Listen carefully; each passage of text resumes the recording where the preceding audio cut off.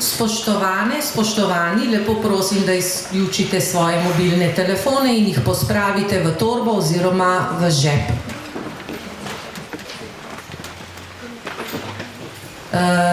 Naj vas najprej lepo pozdravim. Lepo pozdravljeni v družbi z našim častitljivim gostom, gospodom Vinkom Möderndorferjem.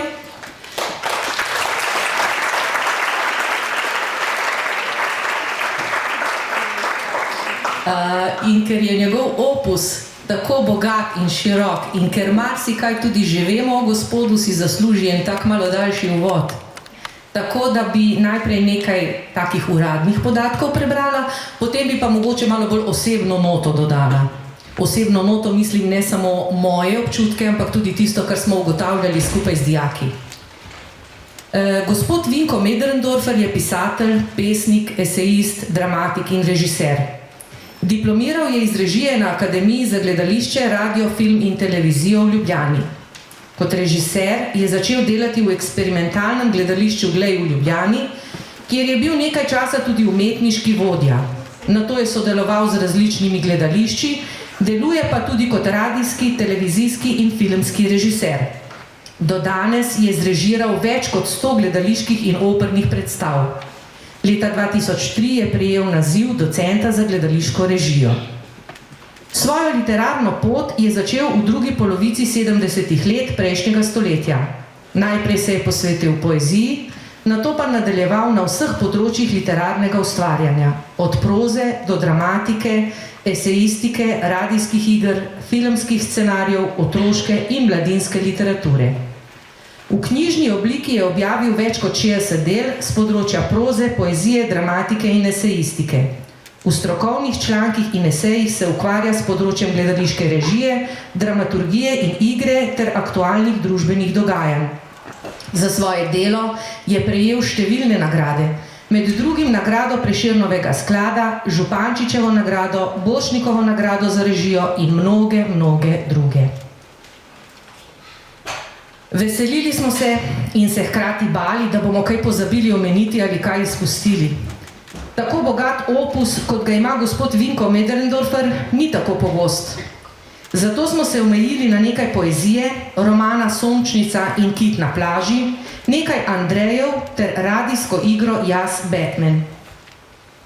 In tako smo pravzaprav skozi eno linico odškrnili malo zavesice in vstopili v prostor Möderndorferjevega ustvarjanja. In ugotovili smo kaj? Socialna tematika, realne življenjske postavitve in občasno tragičen konec, ki da misliti. Saj v nekem intervjuju gospod Möderndorfer izreče usodne besede za svoje ustvarjanje. Umetnost je nevaren eksploziv, še posebej, kadar je nabita s kritično mislijo. Kar nas spominja na Kafko in njegove besede, knjiga naj bo sekira za zaledenelo morje v nas. In res so v avtorjevih delih prisotni tudi kafkovski občutki tesnobe. Spomnite se Gašperja iz Batmana, pa Sončničnine smrti na koncu romana. Sam avtor v drugi resničnosti zapiše: na odru so vsi enaki in vsi se trudijo biti nekaj drugega, kot v resnici so. Pri tem pa jih druži isti pokrov izmišljenega sveta in življenja, ki je prizanesljiv in dober in to samo zato, ker ne obstaja. Möderndorferjev opus je realističen, socialen, provokativen, angažiran, kritičen, neprizanesljiv do posameznikov in do družbe. Začinjen s humorjem in drugimi življenjskimi radostmi, iščoč lepoto, ljubezen, iskrenost, pravičnost, sočutje. Zato smo ga primerjali tudi s Franom Milčinskim Ježkom, njegovim svetom v besedilu Hiša številka 203, ker njuna literatura dokazuje, da so Möderndorferjeve besede iz enega od intervjujev še kako resnične in vedno premalo poudarjene. Pravi namreč: umetnost je potrebna in brez nje bi se svet najbrž ustavil. Prisluhnimo najprej Ježku, da nas svojim šansonom popelje v čudoviti svet umetnosti. In tudi prvo vprašanje, danes bosta spraševali Sabilja in Patricija, je povezano s to pesmijo, zato to je šanson, torej uglasbena poezija in pomembno je predvsem besedilo. Zapela pa je pesem vnukinja Frana Milčinskega, Nana Milčinski.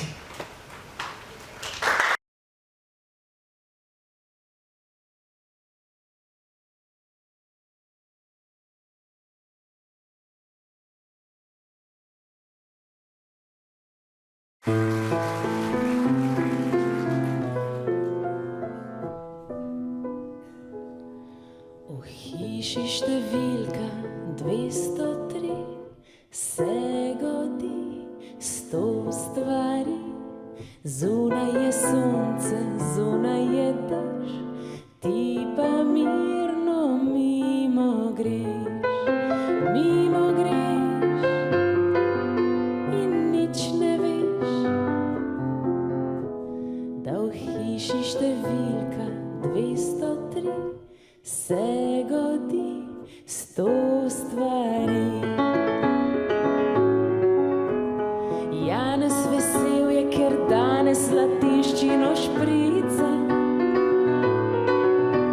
in s Petrom preudarja, tak kdo bo v nedeljo dal gol. Dol v pritličju pa deklica solzna ima lica. Kaj bo z otrokom, to njena je velika bol. V hiši številka 203 se godi 100 stvari. Zunaj je sonce, zunaj je dež, ti pa mirno mimo greš in nič ne veš, da v hiši številka 203 se godi 100 stvari. Stari profesor narobe oblikuje hlače in pepca je rožam na oknu prilila vode. Lojz pa že 3 dni popiva, zapil bo vso plačo. Otroci so lačni, kar nekam tja pred se strme.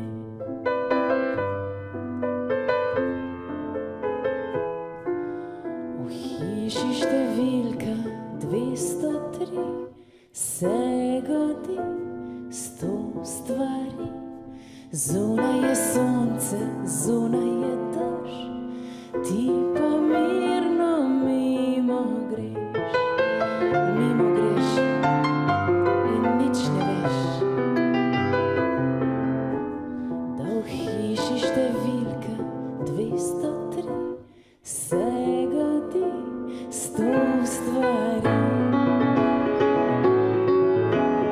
Micka je fanta soldata v omaro zaprla,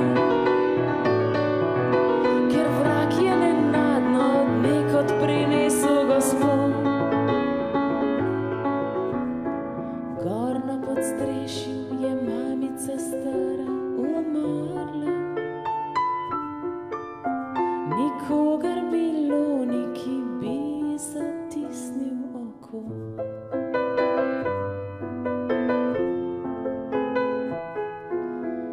V hiši številka 203 se godi 100 stvari. Zunaj je sonce, zunaj je dež, ti pa mirno mimo greš in nič ne veš, da v hiši številka 203 se godi 100 stvari.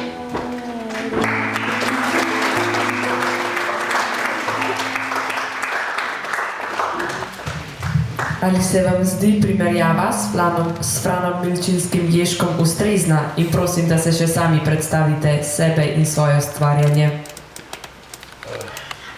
Ja, bom vstal, da vas bom malo videl, pa da boste videli. Hvala, ne samo za vprašanje, ampak hvala, da sem lahko z vami, upam, da vas ne bom dolgočasil. Hvala profesorici za take besede. To je meni vedno zelo neprijetno poslušati, ne? Ampak ja, zelo lepo ste povedali. Tudi tale pesem, ki ste izbrali, je prima. Je prima, jaz se spomnim, pa vi najbrž tudi, kako je to Ježek pel, ne? Zelo fajn, tak glas je imel perfektni. Jaz sem to kot študent na AGRFT odkril, bila je ena kaseta in me je ta glasba zelo zaznamovala, takrat on še ni bil zelo popularen, je bil, pa seveda ni ne več nastopil in je bilo neko zatišje. Ker ni bil Urban Koder, to je bil pa skladatelj, ki je te zadeve v glasbo, je pa stanoval v isti hiši kot jaz, kot študent, tako da nekako ja, fina pesem je. Ne? Moram pa reči, da me celo življenje ta pesem spremlja, pa tudi druge pesmi Ježkove in sem pred 2-3 leti napisal roman Pes je lajal vso noč. In to je roman, ki je glavna oseba hiša. Ima tudi svoje poglavje, hiša pol pove, kaj si misli o svojih stanovalcih. Tako da no, ne bom predolgo vezal, ta pesem me je inspirirala, no? Tudi za moje pisanje. Tako kot nas lahko inspirira pravzaprav vsaka dobra literatura, vsaka dobra umetnost. Ne mislim predvsem samo na literaturo, mislim tudi na arhitekturo, na likovno umetnost. Tukaj odzadnji imate cukrarno, ki je, sem prepričan, da ste vsi že šli tja, ne? No, če pa niste, pa pejte, to je krasna galerija, moderne umetnosti, zelo lepo. Skratka, ja, umetnost je velika inspiracija. Ne glede na to, ali boste zdravniki, ali boste medicinske sestre, ali matematiki, ali karkoli drugega, mislim, da umetnost, če jo znaš sprejemati, bogati in oplemeniti prav vsak poklic.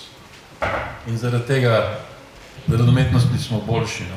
In to, no, zdaj pa, da vsaj malo odgovorim na vprašanje, ker sem tudi malo pozabil, kaj si me vprašala. Se mi zdi, da to je bila moja želja. No? Od tega začetka, da bi ukvarjal z umetnostjo, da bi lahko izpovedoval skozi umetnost sebe. No? To. In da bi bilo to zanimivo tudi za druge. No? To je bistvo. Ali ste že od nekdaj želeli biti pisatelj in kaj bi postali, če vam ne bi uspelo preživeti kot umetnik? Fajno vprašanje. Nisem želel.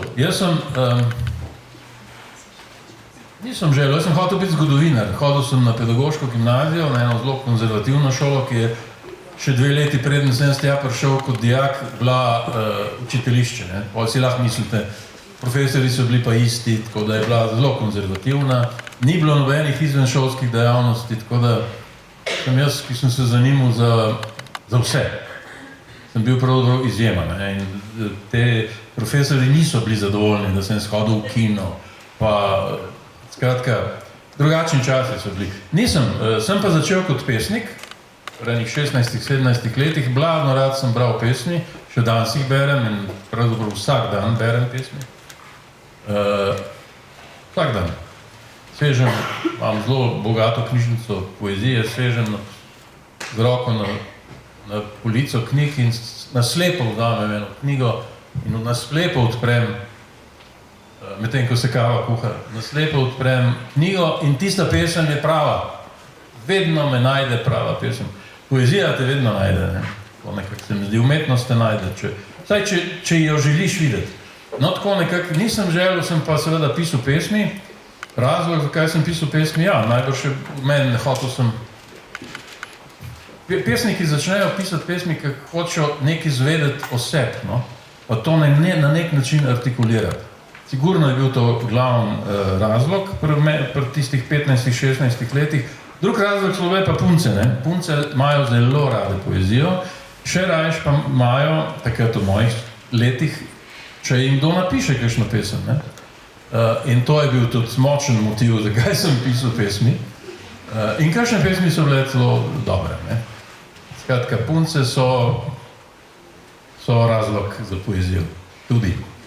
Tako sem začel, nisem si nikoli mislil, da bom prozo pisal, nikoli si nisem mislil, da bom dramatiko pisal, sploh ne, ni bila to moja ambicija. Poezija ja, ampak ostalo pa ne. Se mi je zdelo tudi, da nisem sposoben napisati 3 strani, ne. Pa me to tudi ni zanimalo, zanimala me pa zgodovina in sem hotel zgodovino študirati. Ampak zakaj zgodovina? Zato, ker zgodovina so zgodbe, ne? To so zgodbe, sicer so se zares zgodile, pa zgodovinarji jih interpretirajo, pa nekako so postavljene v čas, pa v neko drugo dogajanje. Ampak ja, zgodovina so zgodbe, blazna, grška zgodovina me je zanimala in sem vroče želel to študirati, potem sem se v 3. letniku zaljubil v Ilonko, eno mojo sošolko, ki je bila 1 leto starejša in ona je rekla, da bi pa rada bila igralka. In jaz sem jo debel pogledal, sem rekel, kako igralka, kaj, kako? Je rekla, pa ja, to je šola, to je faks, ne? Jaz nisem tega vedel, ne? Hodil sem v gledališče, pa nič preveč rad, ampak sem mislil, da to kar ljudje, kar pridejo pa igrajo, ne? Kaj je treba se to učiti, ne? In tako me je ona poučila, ne? Poleg vsega ostalega, da obstaja akademija za gledališče, ne? In ona je šla, jaz sem seveda šel z njo na te pripravljalne tečaje, jaz sem bil 3., ona 4. letnik, pa je pa prišla ven, čakal sem jo na Nazorjevi, tam je bila AGRFT včasih, in je prišla po 3 urah ven in bila čist razpenjena in rekla, jaz pa ne bom igralka. Kaj so ti pa naredili, ne? Ne bom, nočem, da me pošiljajo po odru, ti pet levo, zdaj se pa used, pa desno poglej, pa vstan, pa 3 korake nared, to jaz ne bom. No, me bojo tako premetavali po odru, ne. In ni šla na akademijo, jaz sem pa šel. Ampak seveda nisem hotel, da bi me po odru premetavali, pa rekli, usedi, vstani, ne, nisem hotel biti igralec. Sem rekel, zakaj pa jaz ne bi bil tist, ki bi drugim ukazoval, pejt sem, levo, sedi, in tako sem postal režiser. In sem se prav odločil in sem v tem poklicu 40 let in več uspešno delal in še bom kaj naredil. Tako nekako je. Je pa, dolgovezen, ne? Je pa zanimiva stvar ta, da je gledališče, če se ukvarja z gledališčem, se ukvarja z literaturo. Pa se ukvarjaš tudi z glasbo, pa se ukvarjaš tudi z arhitekturo. Gledališče je en tak skupek, pa z likovno umetnostjo, en tak skupek vseh umetnosti v prostoru. Tako da, ko sem se ukvarjal z gledališčem, sem se ukvarjal še naprej z literaturo in to na drug način, z analizo literature in to me je pravzaprav potegnilo. Sem pa tudi jaz sam začel pisati, pravzaprav nehote, ja. No, evo. Kakor ste že omenili, inspiracijo pa navdih iščete v bistvu v vsakdanjem življenju pa okolju. Kaj pa mogoče domišljija? Pa za katero skupino bralcev v bistvu imate najbolj katero skupino bralcev imate najbolj in... Ja. Pravzaprav nimam nobene skupine bralcev. Vse. Tudi ko sem napisal tukaj Viden kit na plaži, pa Sončnico, pa Jaz sem Andrej, to so nekak knjige, ki jih verjetno berejo najstniki, vi, pa mogoče še mlajši, ne? Ampak mislim, da mora biti tudi taka knjiga napisana tako, da je berejo tudi odrasli, no? Skratka, ni tu razlike, da pa pišem. Razlika je samo ta, da je recimo pri Sončnici, pa pri Kitu na plaži, da je glavni junak mlajši človek, mladenič, mladenka, najstnik, ne? To je edina razlika. In zato tudi seveda so te knjige vam mogoče bliže, ker se lažje poistovete, ampak to je pa tudi vse, ne? Ne delim literature na literaturo za odrasle, pa za mladino, pa za otroke, sploh ne. Jaz še danes berem Piko Nogavičko zelo rad, pa kakšne krasne slikanice pogledam, pa če so dobro napisane, je to božansko, ne. Literatura je samo ena, dobra ali pa slaba. In je za vse je, ne. Tako da nisem pisal nikoli, tako da ne morem reči, da za bralca, ampak za katerega bralca? Zase. Jaz pišem za bralca, za tiste take stvari, ki jih jaz kot bralec rad berem. To je moje merilo. Ne pišem takšne zgodbe, ki jih vi radi berete. Sploh ne. Sploh ne. Kaj pa jaz vem, kaj vi radi berete? Vem pa, kaj jaz rad berem. Pa katere zgodbe so meni všeč. Mislim, da je to pravo stališče. Pisatelj mora pisati tisto, kar on misli, da je dobro, tisto, kar njega zanima, tisto, kar njega muči, tisto, kar njega spravlja v smeh, tisto, kar bi on prebral, če ne bi bil pisatelj, ampak samo bralec. Pisatelji so pravzaprav zelo dobri bralci. Jaz se imam sebe imam za zelo dobrega bralca, pol šele za pisatelja, ampak zaradi bralca, branje me je tudi naredilo za pisatelja. Tako nekako se mi zdi. Iz branja se pisatelj največ nauči. Ni šole, ki bi učila, kako se piše, ki bi naučila pisatelja. Primerjalna književnost, ne? Tisti, ki pišejo, pol ponavad grejo primerjalno študirati, ampak ni, to ni. Tam so informacije o literaturi, o marsičem v zvezi z literaturo. Nikakor te pa ne bojo naučili pisati. Ne? Ni šole za pisatelje. Nikakor ne. So primerni študiji, ni pa šole. Zanimivo, ne? Za igralca, pa za režiserja pa je šola, ne? Kar jaz seveda nisem vedel. Ampak tudi ta šola, AGRFT, te ne nauči igrati in te ne nauči režirati. Lahko ti samo pomaga, če odkrije, da imaš malo talenta, moraš imeti, ne? Tako, moraš imeti neko afiniteto, moraš se nekako znajti med ljudmi, ampak lahko ti samo pomagajo, da odkrivaš ta gledališki svet ali pa svet igre. Ne morete pa naučiti, ne morete naučiti igrati, ne morete naučiti režirati. Tako nekako umetnost se ne da učiti. Umetnost se jo imaš ali jo nimaš, lahko marsikaj izveš o njej, če si radoveden, ampak ni šole. Tako mislim tudi, da je tudi za druge poklice, ne. Glih prej smo se pogovarjali, ne, tudi za druge, če hočeš biti dober medicinski brat ali pa sestra, ne vem, kako se to reče, ne, delavec moraš biti tak človek, moraš imeti veliko dozo empatije, ki se je ne da naučiti, jo moraš imeti, ne vem, kdo ti to da, DNK. Skratka, v vsakem poklicu, tudi mislim, da tisti mehanik, ki ljubi stroj in mašino in da je dober mehanik, ne, ni dober mehanik, tisti, ko misli sam dobro zaslužiti. Skratka, to se mi zdi, da je pri vseh poklicih, ne. Moraš imeti rad tisto, kar delaš in moraš videti v tem nekaj več. Pa je čisto vseeno, o katerem poklicu govorimo. Pa če se osredotočimo malo na vaša dela, zakaj v vaših delih nastopa toliko nesrečnih družin? Ja, zato, ker je veliko družin nesrečnih tudi v življenju, ne. To je, ne, jasno. Moja družina že ni bila čisto srečna, ne. Katero otroštvo je pa čisto srečno. Tudi tisti, ki so čisto srečni, pol srečno otroštvo, ko vse štima, pol na koncu gotoviš, da je bilo veliko narobe, ampak da se pač to ni videlo, ampak da je bilo veliko laži. Ne vem, no, seveda, absolutno poznam tudi bolj srečne, ne, ampak vedno pol gotoviš, da pa nekaj pa ni bilo v redu, no. Tako je življenje, ne. Življenje ni črno-belo in ni samo lepo, nikakor ne. Če bi bilo samo lepo, pa če bi bilo vse v redu, ne bi bilo zanimivo živeti, verjetno sploh življenja ne bi bilo, če bi bilo vse v redu. Tako da ja, tukaj se gibljemo in zato, ampak saj jaz upam, da so tudi kaj sem. Jaz sem Andrej, recimo, je knjiga, ki mislim, da je srečna knjiga. Čeprav se starša ločita, ampak vse to je folklora. Starši so, pa se ločujejo, pa se ločujejo in je to del življenja, absolutno, to ni nobena tragedija, ne. No, pri tem Andreju je fino, ne. Starši so se ločili, malo je jezen, malo je užaljen, ampak se zaljubi in ljubezen je ko nekaj lepega. In tako da mislim, da je ta zgodba srečna zgodba.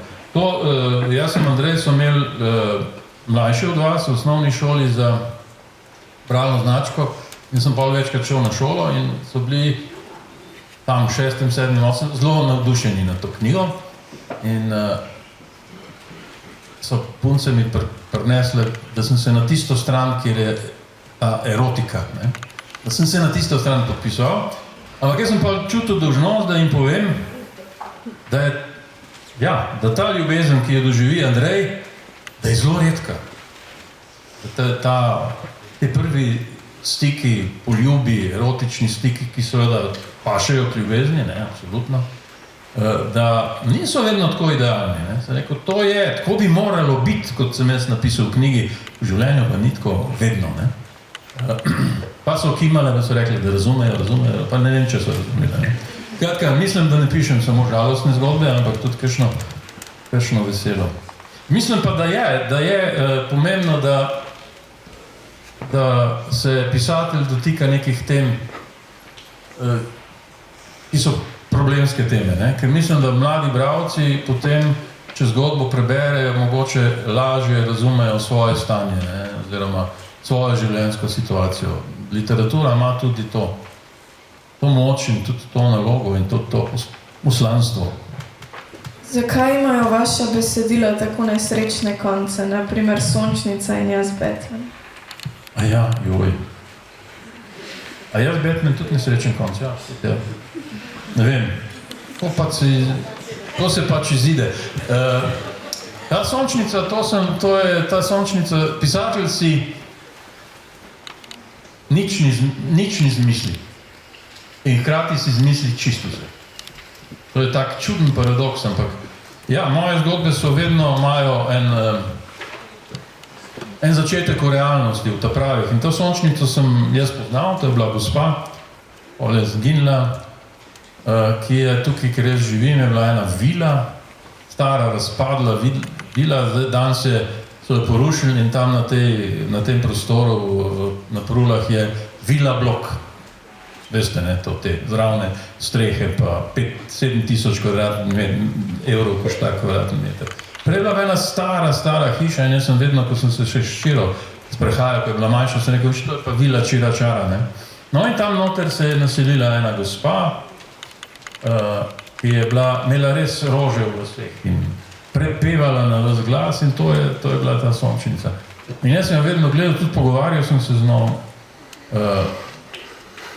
se je dal z njo pogovarjati, no, ni bila, vidiš pol, da so to ranjeni ljudje, ki jih je življenje ranilo, ampak so bili nekoč srečni, imajo neko svojo zgodovino, tako zelo me je prevzela, no, ta gospa. Ampak se ni dal pomagati, ker pač nekateri se odločijo za en način življenja in živijo, poje pa zginila oziroma so jo odvlekli neznano kam in pole nisem nikoli več videl. Tako da ja, večinoma ima nesrečne konce, ne? Večinoma ima nesrečne konce, ampak ni za obupati, ker življenje je tudi tako lepo kot Sončnica. Zdaj pa je čas, da nekaj naših dijakov predstavi svoje plakate in ostale dejavnosti, povezane z vašimi knjigami. Pozdravljeni, sem Patricija Pavli iz 1. A razreda in danes bom predstavila plakat mojih sošolk Nikoline in Julije. Na desni strani vidimo kita, ki predstavlja Niko oziroma Nikino drugačnost. Na drugi strani pa so dve punci. Skupaj sta, nista sami, imata drugo. Nika pa je osamljena. Narisana je tudi Jata Rib, ki prikazuje Nikine sovrstnike in njeno drugačnost od nje. Nika je drugačna glede njene inteligence in njenega brata.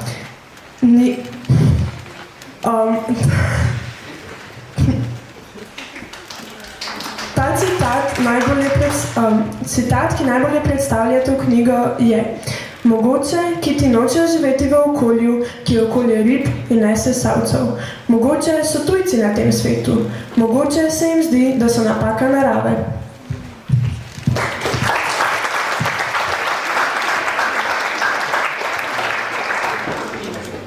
Lepo pozdravljeni, sem Nejla in Zoja iz 1. A razreda in danes vam bova povedali nekaj vtisov o okrogli mizi, ki smo jo izvedli v našem razredu. Roman smo najprej v razredu vsi natančno prebrali, nato pa smo v sodelovanju povabili še nekaj profesorjev, da se nam pridružijo pri pogovoru v obliki okrogle mize. Ugotovili smo, da nas je roman navdihnil in nagovoril na različne načine.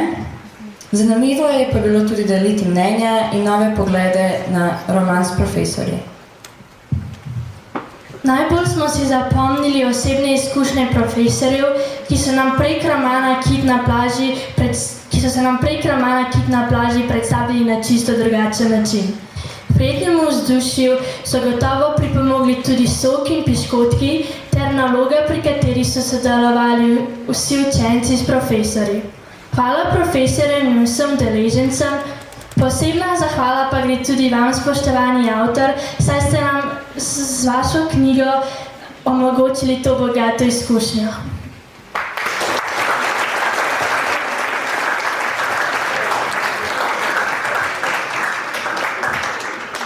Midvi so Lara in Tinkara iz 1. B razreda in so naredili plakat o Sončnici. S tem plakatom so želeli prikazati, da je imela Sončnica tako slabe kot tudi dobre dni. In na dobre dni so njen klobuk krasile lepe sončnice, na slabe dni pa je bil na njenem klobuku plevel. Ob strani pa so tudi Ajda in Voranc, ki pa sta ji vedno ostala ob strani. Na levi strani je Ajda, ki piše dobre lastnosti sončnice, ki sta jih z Vorancem pridobila med tem, ko sta jo spoznavala. Ampak na desni strani pa Voranc ne piše teh negativnih lastnosti, saj ko ima človek enkrat te lastnosti, te negativne v glavi jih težko pozabi. S plakatom smo hoteli povedati, da ne smemo obsojati ljudi, preden jih zares poznamo, saj smo si med seboj različni.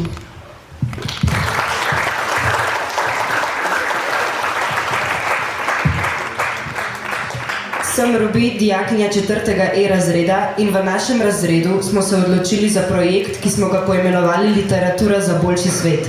Z namenom, da bi raziskali, kako lahko tudi literatura vpliva na svet okoli nas in kako nas lahko opogumi, navdihne in razsvetli. Na začetku smo prebrali knjigi avtorja, ki je danes z nami, in to sta Sončnica in Kit na plaži, ki so nas spodbudile k razmišljanju o pomenu drugačnosti. V razredu smo se razdelili v skupine in vsaka skupina je pripravila svojo dejavnost, ki je temeljila na idejah in temah prebrane knjige. 4 dijaki so se odločili, da bojo šli v dom starejših občanov, kjer so starostnikom podarili šopke rož in lepe citate iz knjig in s tem razsvetlili starostnike. Naslednja skupina je pripravila predstavitev za prve letnike o drugačnosti in stereotipih in jih s tem spodbudile o razmišljanju o teh temah. Nekaj dijakin pa se je odločilo, da bodo svoj trud vložile v tek Wings for Life in s tem prispevale in pomagale tistim, ki ne morejo teči. To je bilo le nekaj dejavnosti, ki smo jih pripravili v našem razredu. Naš cilj je bil ustvariti nekaj, kar bo ljudem prineslo veselje, spodbudilo razmišljanje ali jih preprosto samo nasmejalo. Vaše knjige so nam dale nekaj, da smo lahko o tem razmišljali in nas opogumile, da smo ustvarili nekaj pozitivnega za našo skupnost.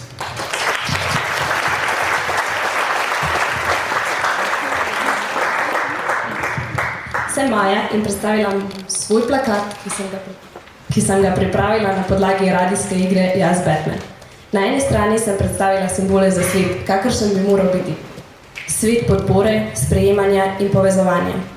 Na drugi strani pa sem prikazala motiv medvrstniškega nasilja, ko se šolci nadlegujejo in ponižujejo dva fanta. Nad tem pa prizor otroka, ki kliče očeta, ta pa govori po telefonu in otroka ignorira, kar prikazuje neposlušnost okolice. Naslov Bodi del rešitve je poziv, naj se ljudje na nasilje odzovemo najprej tako, da ga sploh opazimo, potem pa s sočutjem, solidarnostjo in pogumom tudi ukrepamo.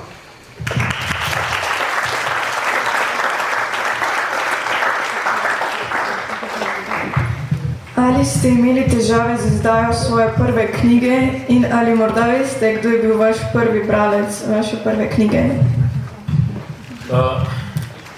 Ja. To je bilo pred leta 80, 79. Sem izdal prvo knjigo, bil sem še zelo mlad. Poezija je bila to. Oziroma v gimnaziji sem jaz na ciklostil. Ciklostil, veste kaj je to? Nas je fotokopirni stroj, včasih je bil pa ciklostil. Na tipku si na en papir, pa pol notul, valje dal, pa skratka. En zanimiv postopek in šola mi je to omogočila in sem svoje samo založniške knjige pri 16, 17 v gimnaziji izdal in veliko je bilo seveda, predvsem so bile ljubezenske pesmi. No, prvo resno knjigo, ki v založbi sem pa izdal, ko sem bil v Ljubljani, sem se opogumil in sem nesel svoje knjige Tonetu Pavčku, ki je bil v Cankarjevi založbi, urednik. In vem, da sem prišel, pa on je bil vehementen človek, mogoče ste ga kdaj videli, ko je zelo glasen, je bil dober na vse strani, tako res perfektni človek. In me je seveda tako vehementno tudi sprejel, tako je odprl omaro, natočil mi je šnops iz Dolenjskega. Danes se to več ne sme, ne? Takrat so dobri založniki imeli vino in alkohol za svoje žene, avtorje vedno v omari. No, in jaz ne vem, če sem rekel par besed, mislim, da se več ali manj je clal, tako skratka, pa Tone Pavčeka, veste, to je bilo tako, da bi Tita srečal, no? Tako res taka veličina. Ampak jaz sem opogumil se in sem šel tja. In je potem obljubil mi, da bo te pesmi prebral, ni pa obljubil, kdaj bo, ker ima veliko rokopisov in je pa pokazal celo omaro rokopisov in je rekel, da zdaj pa moj pride tle nekje, da pa me bo že, ne, telefonov, mobitelov še ni bilo, da mi bo pisal, no. Ampak pa se je čez 14 dni oglasil, in to tako, da je kar potrkal na moja vrata na Križevniški, bila sva pa z njegovim sinom sošolca na akademiji, tako da nekako je vedel, kje stanujem, in je rekel, da ni mogel se premagati in da je potem doma kar prebral, tudi zaradi spomina, njegov sin je takrat umrl, tudi zaradi spomina na svojega sina in da bo to izdal. Da mu je všeč, že sicer so še mladostne, pa bi on kaj popravil, ampak pa kaj ven dal, pa tako, ampak da bo to izdal. No, tako je bila moja, ne. Jaz sem seveda mislil, da se je svet ustavil, tako sem bil srečen, ne. Pol je pa knjiga išla in sem šel seveda v pisarno njegovo, to je bilo, Cankarjeva je bila takrat Cankarjev dnevnik v tisti rumeni hiši, tiskarna Jožeta Moškrica je bila pa Cankarjev, zdaj pravna fakulteta, ta pri Tržnici. No, in je rekel, knjiga je išla, so mi sporočili. In jaz sva šla in ta prvi mi je natočil, spet, ne, iz omare, in potem sva šla okoli Vogala do tiskarne in takrat so bili še stavci, ne, ni bilo računalnikov in stavci so vsako črko posebej, to je poklic, ki je izumrl, se najbrž ste slišali, ne. Oni so vsako črko posebej sestavljali in Sloveli so kot zelo pametni ljudje, ker veliko berejo. No, in tam je bil en šef teh stavcev, ki me sploh ni pogledal. Takrat sem bil star koliko, 21. In je sam s Tonetom Pavčkom govoril. Pol je pa, imel pa roki knjigo.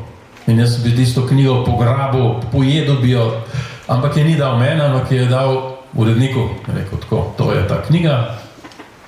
In Pavček se je poslovil in ko je ta gospod spremil do Vogala in me je pol potreplal, po rami pa rekel, dober je. Skratka, da je v redu poezija, ampak Pavček mi ni dal te knjige. Ampak jo je sam imel in sva šla do tukaj čez Zmajski most, en sopček je bil en bifet in tam so se zabetonirali ob šank in jaz sem molčal, on je govoril in pol mi je dal to knjigo. In to je bila prva. In pa je rekel, veš kaj moraš narediti. Pri vsaki knjigi jo moraš, ko jo dobiš nova, moraš odpreti in jo povohati. Ker te nove knjige je rekel, to je tako dobro diši. Samo še ena stvar na svetu tako lepo diši. In nisem vprašal, katera, ne. No, in pa mi je dal to knjigo in jaz sem jo imel to knjigo, jasno, popila sva kar precej kozarcev vina in sem šel po Trubarjevi dol do doma in začel je deževati, ne. Idealna pesniška podoba. Pesnik ima knjigo, prvo knjigo v življenju, rahlo dežuje in gre po cesti in misli, da vsi ljudje na svetu vejo, da je to prva knjiga. Skratka, lepo doživetje in še vedno, kadar mi knjiga izide, vedno jo v spomin na Toneta Pavčka odprem in razlistam in jo povoham. S tem, da danes, ker knjige se ne tiskajo več kot včasih, ne dišijo več kot tiste knjige, ki so jih stavci stavili. Tako je bilo s prvo knjigo. Ampak vsake knjige se potem razveseliš. Taka knjiga je prva knjiga, ne? Tako da vedno grem z njo spat, grem v poslo in jo zraven polštradam in prvo noč preživim svojo novo knjigo. tako da spim z njo, ja. Priznam, spim s knjigami. Svojimi. Tako nekako še vedno je, ja. Vsaka knjiga je nov otrok, vsaka knjiga je prva knjiga. Zelo lepo doživetje. Pišite in objavite svojo prvo knjigo. Priporočam, zelo lepo je. Ali bi kakšno svoje delo danes napisali drugače, katero, zakaj in kako? Ja, seveda bi. Ampak jaz moram reči, da ko knjigo napišem, prej jo seveda napišem, pa 5-krat popravljam, 5-krat grem skozi, skratka 5-krat jo pišem in potem še korekture, tako da sem jo pol, ko izide knjigo zelo sit, in je v resnici nikoli več ne pogledam, ker začnem misliti že na drugo knjigo, že na drugo zgodbo, bi pa najbrž popravil, ja, marsikaj bi popravil, ker se seveda pisatelj se tudi razvija, tudi jaz sem bolj spreten pisatelj, bolj izkušen, tudi drugačen človek sem, drugače razmišljam, kot recimo pred 30 leti, ko sem izdal kakšno knjigo, tako da absolutno. Ampak pisatelji ne smejo tako gledati, vsako knjigo bi lahko popravil, ampak ne bi to imel nobenega smisla, tako nekako, ja. Odkot pa ideja in kako je nastajal roman Kit na plaži? Kit na plaži? Kako pa je nastajal? To nekako, jaz sem živel v eni zelo razširjeni družini, smo skupaj živeli v enem velikem meščanskem stanovanju v Celju, v centru mesta, visoki stropovi, koliko je bilo, 6 sob smo imeli, ampak smo živeli 2 teti, moja mama, jaz, moja sestra, babica in oče, skratka in seveda pes, pa 3 mačke, pa hrček, pa vse ostale živali, ki sem jih jaz povlekel domov. In smo živeli v taki zelo razširjeni družini, 3 generacije in te 2 gluhi teti, to so bile teti, ki sta bila sestri od mame, ki sta rojene bile leta, pokojni so že vsi, vse sem že pokopil, leta 22 pa 24 prejšnjega stoletja in so škrlatinko dobile in so oglušele. Ker ni bilo penicilina, pa gor v hribih je bila ena šola, ker je bil oče levičarski učitelj in so ga potem po odloku dajali na neka podeželja, na rob, taka je bila pač takrat navada.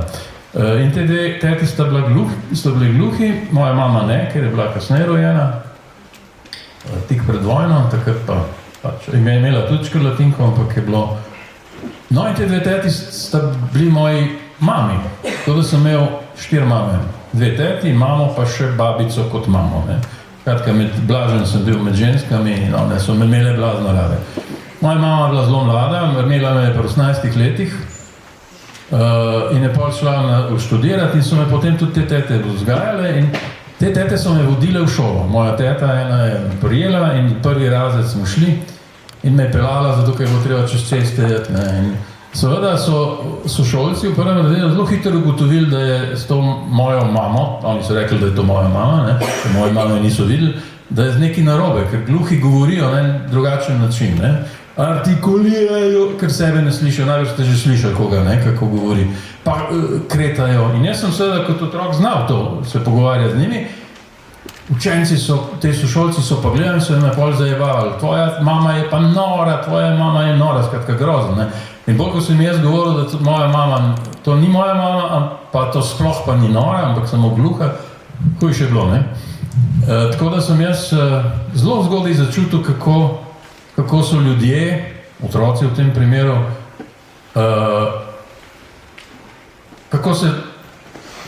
kakšen odnos imajo do drugačnosti.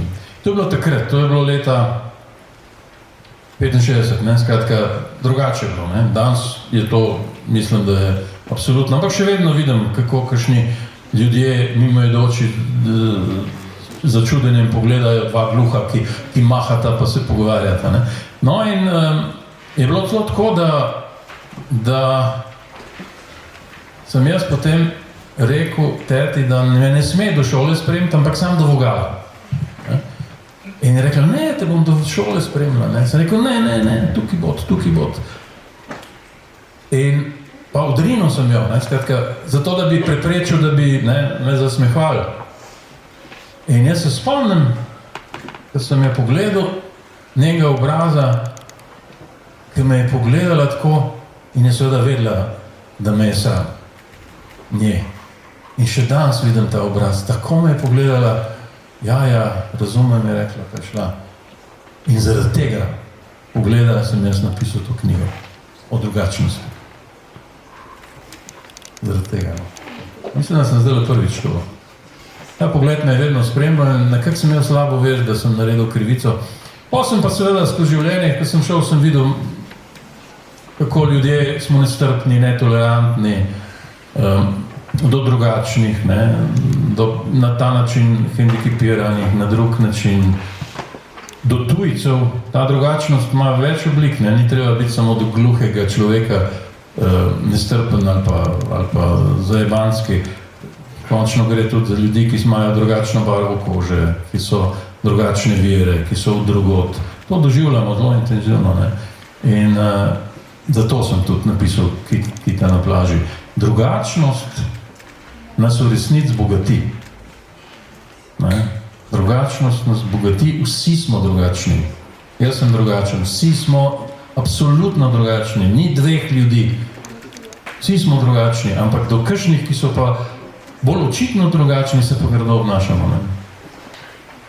In zaradi tega je nastala. Odkot ideja in kako je nastajala radijska igra Jaz Batman? Jaz Batman je nastala kot gledališka igra. In sem jo tudi jaz uprizoril v Kranjskem gledališču in smo jo zelo veliko igrali. Bila je zelo uspešna. Pol pa sem pa napisal še radijsko igro, ampak ta radijska igra je zelo podobna gledališki igre, samo da ni seveda živih prizorov, da so pač radio je drug medij, moraš ti skozi besedo vse videti, tisto, kar lahko na odru vidiš, je treba v radijski igri na nek način, inteligenten način opisati in tako naprej. Tako da ja. Zakaj? Zato, ker se mi je zdela, to je ta ista zgodba o nasilju, ki ga danes še bolj doživljamo, upam, da na vaši šoli ne, pa sem prepričan, da ne. To je bila igra, ki sem jo napisal pred 10 leti, ampak to nasilje je vedno obstajalo. Jaz kot osnovnošolc, kot dijak ne več, ampak kot osnovnošolc sem ga doživel na svoji lastni koži in vem, kako je to grozno. Nasilje ni isto kot nestrpnost. Čeprav se tisti nasilneži, ki so ponavadi tudi imajo tudi sami probleme, tako da tudi nasilnežem ne smemo kar metati vse en koš pa jih obsojati. To so fantje in dekleta, ki imajo doma lahko tudi težave in se to na ta način kaže. Treba je biti zelo previden pri tem, se mi zdi. No, tako nekako, zato se mi je zdel.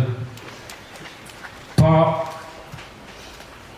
moj nečak je enkrat rekel, ko je tudi doživel to nasilje, da si je sanjal po noč, ko je bil že večji, da je sanjal po noč, kako bi imel eno tako čarobno moč, kakor jo imajo te junaki iz stripov Batman in to, da bi se maščeval, pa da bi on letel po zraku. Take sanje so bile in sem se rekel, to je pa fina zadeva. Pa sem jo potem na drug način uporabil. Tudi sam sem seveda doživljal to nasilje in vem, kakšno ponižanje je to pravzaprav. To nasilje je ponavadi brez razloga. Spravijo se pa na tistega, ki je mogoče mehkejši, krhkejši, ki mu neki, ki je drugačen, tako nekako.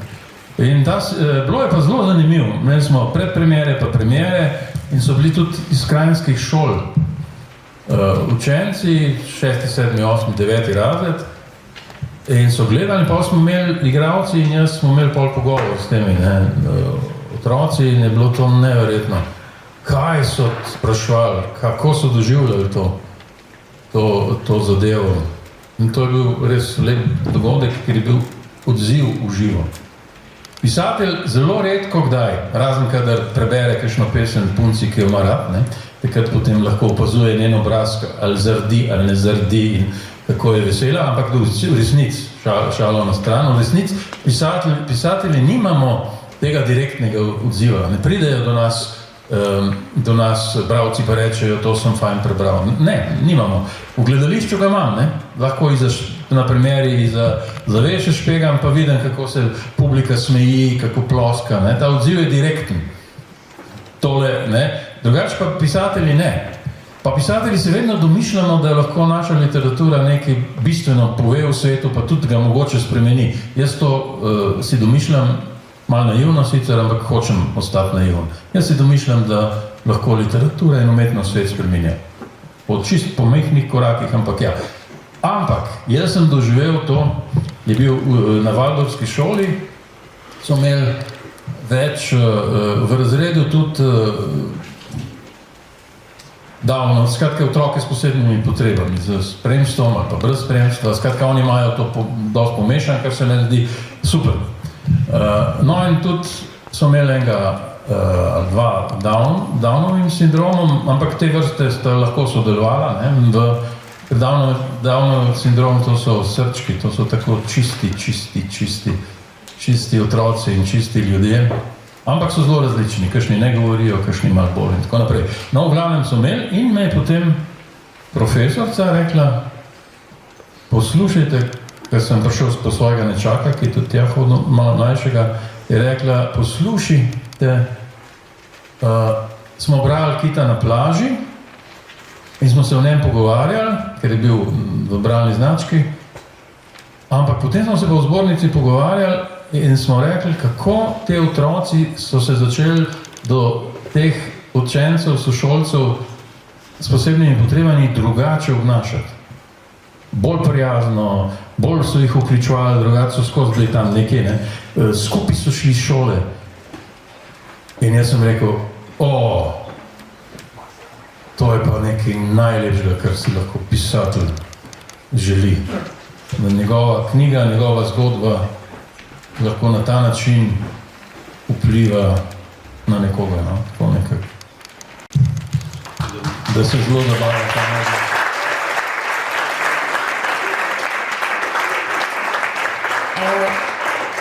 Zdaj pa vabim Saro iz 2. D za recenzijo besedila Jaz Batman.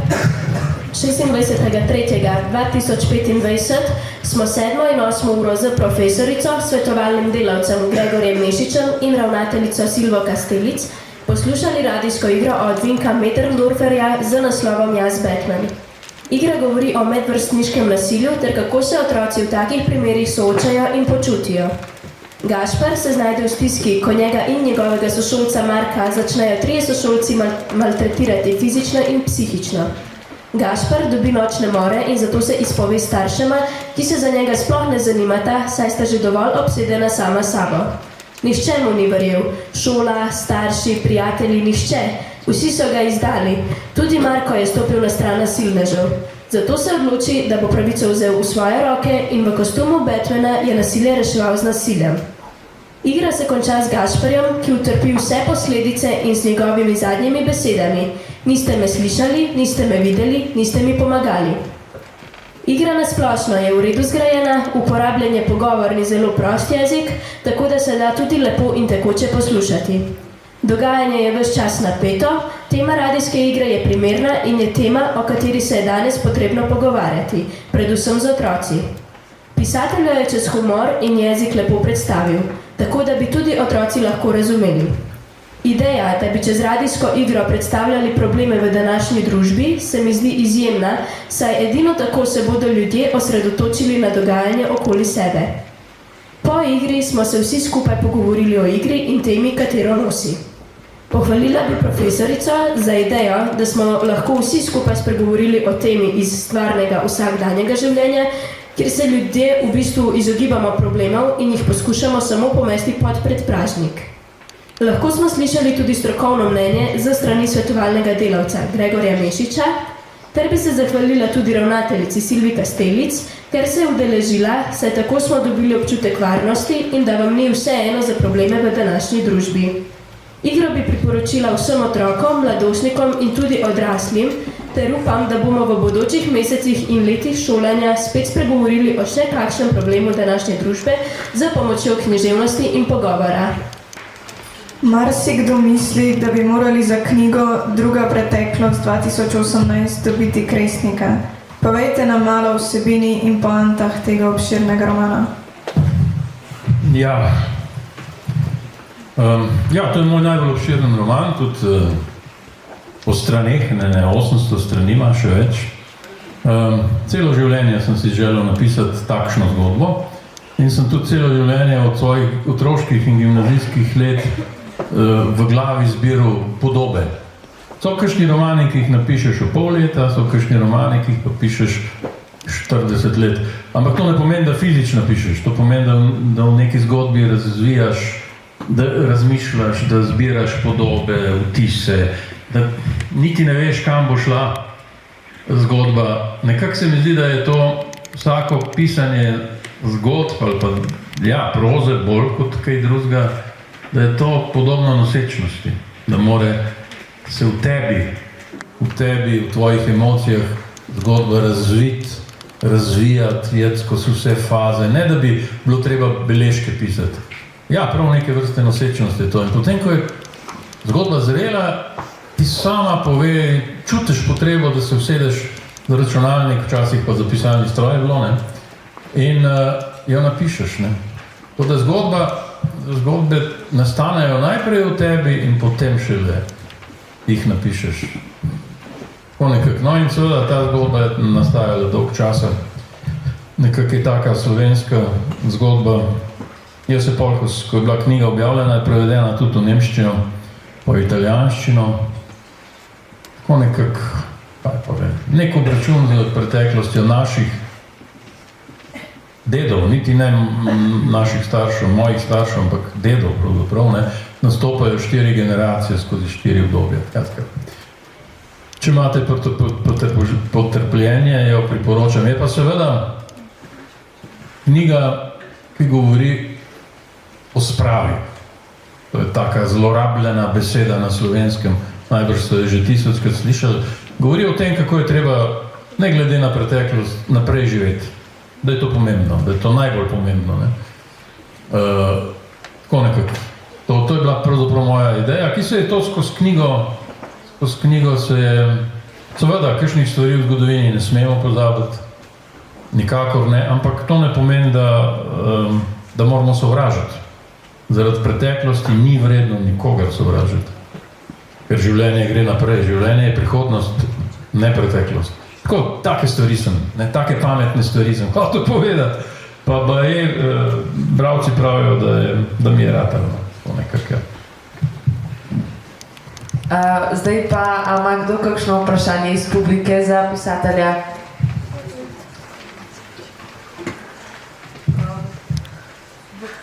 V pesmi Kaj sta mi dala starša ste začeli s pozitivnostjo, vsem lepim, kar dajo starši otrokov, končali ste pa popolnoma pesimistično. Ali ne menite, da so vrednote, ki so vam jih dali starši, ki so tudi oblikovali vašo osebnost in stališča, pomembnejše od materialne zapuščine? Ja, so. Sigurno so. Zdaj, zato je tudi ta pesem nastala, ne? Ampak ne smemo pa pozabiti, da živimo v času, ki se podela na te vrednote, ne? Ki mu je malo mar za te vrednote, ki jih starši so mi jih dali, oziroma ki jih starši še danes, upam, dajejo svojim otrokom. Zato, ker pa živimo v nekem takem norem kapitalističnem času, kjer so predmeti skoraj bolj važni od ljudi. Ker je, kratka, da bom pridigal v kapitalizmu, ker najbrž ga sami občutite, ne? In ja, mene moji starši niso pripravili za tak svet, oziroma jaz se s takim svetom ne strinjam. Tudi če bi me pripravili, bi vedel, kaj je prav. No? Zato je ta pesem nastala. Ja. Zato je ta pesem nastala. A ste sami že doživeli kdaj kaj kot Gašper iz Betlema? Joj, pardon, ne slišim. A ste sami že doživeli kdaj kaj kot Gašper iz Betlema? Nisem slišal. Ste sami doživeli kakega kot Gašper iz Betlema? Ja, sem. Jaz imam slušni aparat, ampak ga imam vedno v predalu doma, ne. Tako da se upravičujem, kaj malo slab slišim. Sem doživel, ja. Na obeh straneh sem bil. Enkrat se spomnim, v osnovni šoli so me zelo sošolci iz sosednjega razreda, malo starejši so bili, ker takrat so še v osnovni šoli ponavljali razrede, ne. In ne vem točno, kaj je bil razlog. Sem bil pa zelo jezikav, pa gobčen, pa tako da mogoče sem se sam jih provociral najbrž. No, v glavnem me je spravil v garderobi v steno in je pač mi zagrozil in ni me udaril, ampak ponižal pa zelo. Tako sem bil, počutil sem se ponižanega in jezenega in on je bil večji in močnejši in nisem vedel, kaj bi naredil, ne. In potem sem iz te jeze, no, da vam bom nekaj izdal, to ni moja dobra poteza v življenju, sem v tej jezi na njega, on je že šel iz hodnika ven, se s pestjo v nos udaril in me kri začela teti. In pa sem kar tam stal in je kri tekla kar po srajci. In pa sem šel v razred in sem rekel tovarišici, poglejte, kaj mi je naredil, ne. In ona je bila čist pafna. In seveda je ostro, ne, prijela tega fanta, ki je bil pa čist zmeden in ni vedel, kaj pa je naredil. Ni bil prepričan, je on to naredil ali ni to naredil. Ampak seveda tovarišica je bila dosti bistra, da je prečitala, ne, da je to bila ena moja jezasta manipulacija, ne, manipulacija se temu reče, ne. Tako da sva potem se objela pa pomirila. Ja, to je bilo nasilje z njegove strani, ampak tudi moje. Nasilje ima neskončno oblik. Tudi tako manipulacija je nasilje, huda nasilja, psihološko pritiskati na kakšnega človeka, z njim manipulirati, včasih hujše, kot ga udariti na nos, ne. Včasih je to hujše. Tako da poznam, ja, te zadeve. Ni mi ta dogodek v čast, sigurno ne, gotovo ne, ampak ja, takrat, ko si star 12 let, ne, takrat pač reagiraš na svoj način. Imam pa tudi slabo vest, ker nisem nič naredil, ko so v koloniji na morju, v Baški, tam smo bili sami sebi prepuščeni, ker so eni starejši fantje enega maltretirali vsakič, ko so ga dobili in so ga tudi loftali, pa in jaz nisem bil zraven, ampak vedel sem za to in nisem nič naredil. In to me še danes pekli. Ker tisti, ki nič vidi nasilje in nič ne naredi za to, da bi ga preprečil, je isto kriv. To se mi zdi zelo, zelo važno, ne. Ne smemo jeti mimo nasilja, ne smemo jeti. Moramo narediti, kar je v naši moči. Ne smemo jeti mimo ljudi, ki so potrebni pomoči. To za vašo šolo še posebej velja, ker mislim, da ste sami taki, ki to čutite. Ne smemo, moramo čutiti bolečino drugega in moramo reagirati. Jaz mislim, da je to nujno. Drugače bo ta svet izumrl. Sedaj nam bo Patricija Čuk prebrala vašo pesem Pesek zlat imaš v laseh.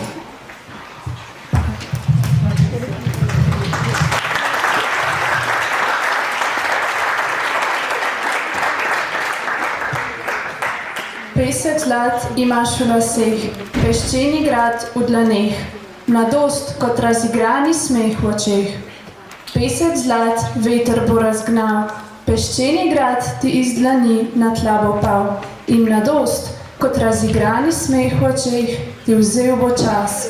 Sam ne boš vedel, kdaj bila je, boš rekel, bila in nikdar več je ne bo nazaj.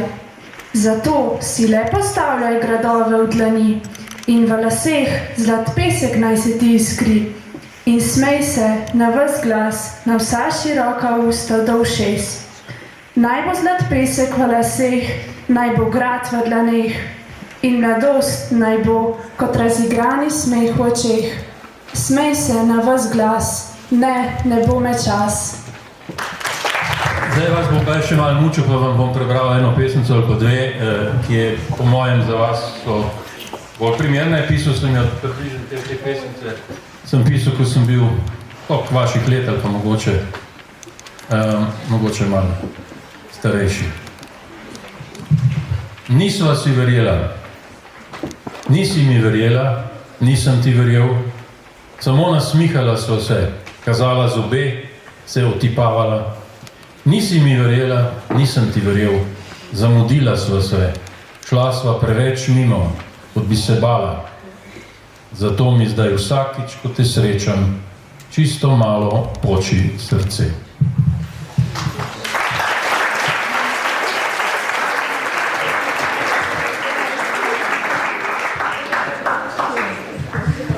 Še eno vam, pa bom pa. Pogovori. Marsikaj so govorila. Največ o življenju, ki mine kot zgodnji septembrski sadeži. Pogovarjala sva se in praznila kozarce. Mislil sem na druge stvari, na to, kako dišiš, kadar s tvoje kože zginejo prav vsi parfumi in deodoranti. Mislil sem, kakšno barvo imaš od znotraj in če se razpočiš, ko ti prihaja. Mislil sem, kako bo, da se boš vsak dan zbujala ob meni. In se nisi.